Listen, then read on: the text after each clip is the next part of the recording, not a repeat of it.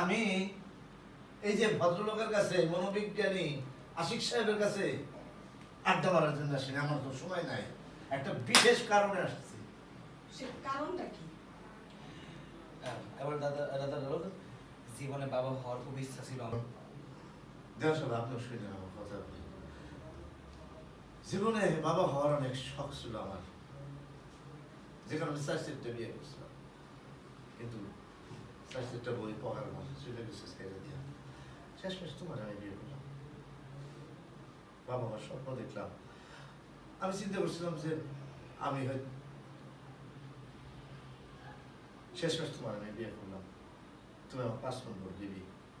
আমি মনে করছিলাম যে তুমি আমার স্বাদ পূরণ করবা, কিন্তু না, আমার স্বাদ পূরণ হলো না।